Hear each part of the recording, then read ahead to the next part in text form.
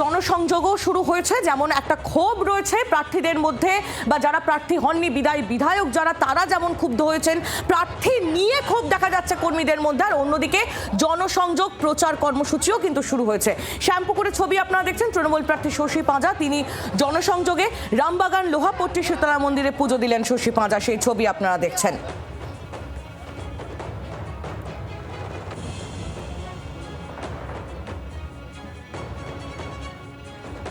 শশী পাঁজা তিনি শ্যামপুকুরের তৃণমূল প্রার্থী, জনসংযোগ ইতিমধ্যেই তিনি শুরু করে দিয়েছেন।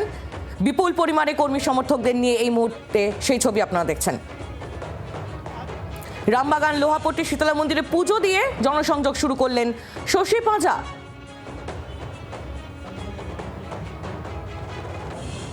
প্রচারের ছবি দেখতে পাচ্ছেন আপনারা, যেমনটা আপনাদের বলছিলাম, ক্ষোভ বিক্ষোভের পাশাপাশি প্রচার কর্মসূচিও কিন্তু একেবারে জোর কদমে শুরু হয়েছে।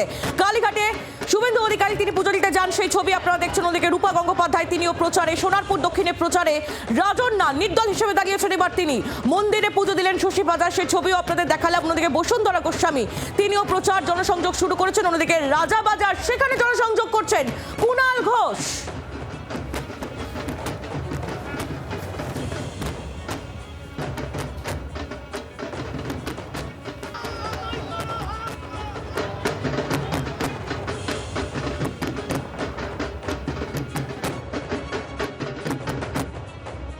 আমরা উন্নয়নের পাঁচালিটাও করেছিলাম, তখনও মানুষের অনেক সাড়া পেয়েছি। এই পিঠে পিঠে উন্নয়নের পাঁচালিও করলাম, আর আবার একবারই ভোটের প্রচার। আমি তো সারা বছরই থাকি, এমন নয় যে হঠাৎ করে দেখে, সুতরাং সারা বছরই যোগাযোগ থাকে। লড়াই তো আদর্শগত ভাবে আছে, আমাদের ম্যানিফেস্টো নিয়ে আছে, সবটা নিয়ে লড়াই তো আছে বিজেপি। প্রার্থীকে তো ব্যক্তিগত আক্রমণ আমি কোনোদিনই করি না, আমি ঔদ্ধত্য ওই দৃষ্টতা রাখি না।